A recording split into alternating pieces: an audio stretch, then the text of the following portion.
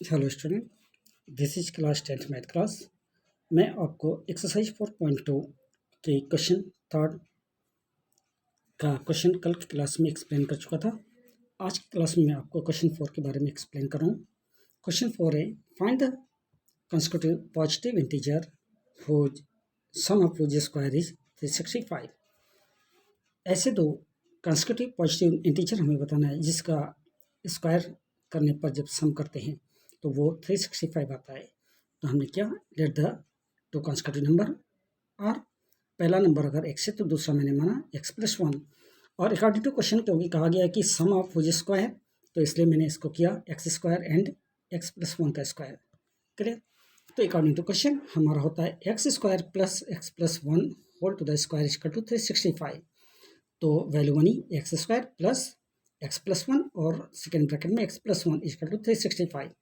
तो अब जब इसको x+1 को मैंने x+1 से मल्टीप्लाई किया तो जो वैल्यू आया ये x² तो अपनी जगह उतर गया, फिर वैल्यू जो बचा वो हुआ x² plus x plus x+1 equal to 365। यानी x² और x² को सम करने पर आया 2x² प्लस x और x से मिला 2x प्लस 1 इक्वल टू 365। तो 2x² plus 2x equal to 365 minus 1 किया तो आ गया 364। ठीक है। तो अब हमारी वैल्यू बनी 2x² plus 2x minus 364 equal to 0। अब मैंने इसको रिड्यूस किया 2 से, क्योंकि 2 से दोनों ही ये तीनों की वैल्यू कट सकती है। तो जब मैंने 2 से काटा तो यहाँ बचा x² प्लस यहाँ बचा x माइनस 182 इक्वल टू 0।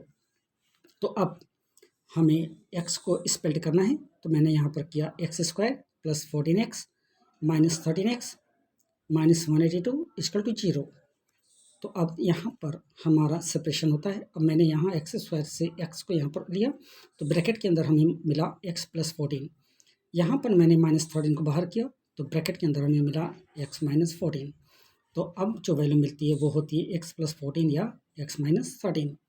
तो अगर x प्लस 14 इक्वल टू 0 तो x की वैल्यू जाहिर सी बात है माइनस 14 होगा, और x माइनस 13 इक्वल टू 0 तो x की वैल्यू 13, क्योंकि ये पॉजिटिव है और जी हमारा नेगेटिव था। तो अब हम ये कह सकते हैं कि नंबर हमें क्या मिला, 13 और 14 के रूप में मिलता है। क्वेश्चन 5 है, the altitude of a right triangle is 7 centimetre less than its base. If the hypotenuse is 13 centimetre find the other two side. ये हमारा एक डायग्राम है। बेस है x तो एल्टीट्यूड है x माइनस 7 और हाइपोटेनियस 13 गिवन है। तो मैंने यहाँ माना let the base be x, तो एल्टीट्यूड x माइनस 7। अब अकॉर्डिंग टू क्वेश्चन हमारा होता है अंडर रूट ए बी का स्क्वायर प्लस बी सी का स्क्वायर इक्वल टू होता है यहाँ पर ए सी का स्क्वायर। यानी हम ये कह सकते हैं कि हाइपोटेनियस का स्क्वायर इक्वल टू होता है बेस का स्क्वायर प्लस एल्टीट्यूड का स्क्वायर। तो ए बी का स्क्वायर तो मुझे मिला x माइनस 7 का स्क्वायर प्लस बी सी का स्क्वायर तो मिला x का स्क्वायर इक्वल टू ए सी का स्क्वायर तो हो गया 13 का स्क्वायर। तो अब यहाँ पर आप देख रहे हैं कि x माइनस 7 का स्क्वायर तो x माइनस 7 और x माइनस 7 हुआ और ये हुआ x का स्क्वायर इक्वल टू 169, क्योंकि 13 जा 169 होता है। तो अब जो वैल्यू बनी वो बना x² minus 7x plus 49 plus x² equal to 169। तो x² और x² को जब सम किया यानी x² प्लस x² माइनस 7 और 7 14x प्लस 49 इक्वल टू 169। तो यहाँ पर हो गया 2x² minus 14x equal to 169 minus 49। ये 49 इधर आके माइनस होता है तो बचा 120। तो अब जो वैल्यू बनी वो हो गया 2x² minus 14x minus 120 equal to 0। यहाँ पर मैंने अब इसको भी रिड्यूस्ड फॉर्म में किया, 2 से मैंने काटा तो ये हो गया x² minus 7x minus 60 equal to 0। अब जब यहाँ पर x² माइनस 7x माइनस 60, तो अब हमें इसे स्प्लिट करना है। तो मैंने स्प्लिट किया x² plus 20x minus 5x minus 60। तो अब यहाँ पर हमारी जो वैल्यू बन गई वो हो गया x² plus 12x minus 5x minus 60। तो एक्स को मैंने बाहर किया तो बचा x+12 और यहाँ पर -5 को बाहर किया तो वैल्यू हो गया x+12। तो x+12 या x-5, तो x+12 इक्वल टू अगर 0 तो x की वैल्यू -12 और x-5 इक्वल टू 0 तो x की वैल्यू 5 होती है। तो अब यहाँ पर कहा गया है कि क्योंकि ट्राइंगल की कोई भी साइड नेगेटिव नहीं हो सकते, तो अब यहाँ पर हम बेस लेते हैं 12, क्योंकि ये 12 आया था और तो लेंथ कितना हुआ x-7 यानी 12 - 7 पर आ गया 5। तो बेस हमारा होता है 12 सेंटीमीटर और लेंथ हमारा होता है 5 सेंटीमीटर की रूप में।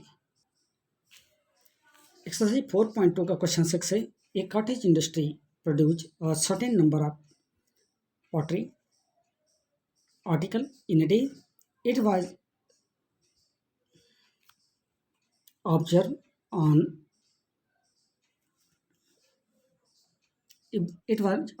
a particular day that the cost of production of each article in rupees was 3 more than twice the number of article products on that day. If the total cost of production that day was rupees 90, find the number of article produced and the cost of each article. तो अब हम जब इसे solve करते हैं तो हम देखते हैं that the number of article produce in a day, x को मैंने माना, और cost of production of each article भी 2x+3 माना गया। ठीक है, तो total cost of production on that day कहा गया है ₹90। ठीक है, यहाँ पर कहा गया ₹90। तो अब हम देखते हैं हमारा वैल्यू होता है x और ब्रैकेट में 2x+3 इक्वल टू 90। तो 2x का स्क्वायर x इंटू 2x करने पर 2x का square plus 3x equal to 90। तो 2x square plus 3x minus 90 equal to 0। अब यहाँ पर मैंने 3x को स्प्लिट किया तो 2x स्क्वायर माइनस होता है 12x प्लस होता है 15x माइनस 90 इक्वल टू 0। तो वैल्यू बना 2x square minus 12x plus 15x minus 90 equal to 0। तो अब यहाँ पर मैंने बाहर किया 2x को, अंदर क्या बचा, यहाँ से x और यहाँ से 6, तो x - 6। यहाँ पर मैंने प्लस 15 को बाहर किया तो वैल्यू क्या बचा, x - 6। तो अब दोनों वैल्यू हमारी बनी, अब जो वैल्यू हमारी बनती है वो होती है x - 6 या 2x + 15। तो अगर x - 6 इक्वल टू 0 है तो x की वैल्यू जाहिर सी बात है 6 होती है, और 2x + 15 इक्वल टू 0 है तो x की वैल्यू -15/2 होती है।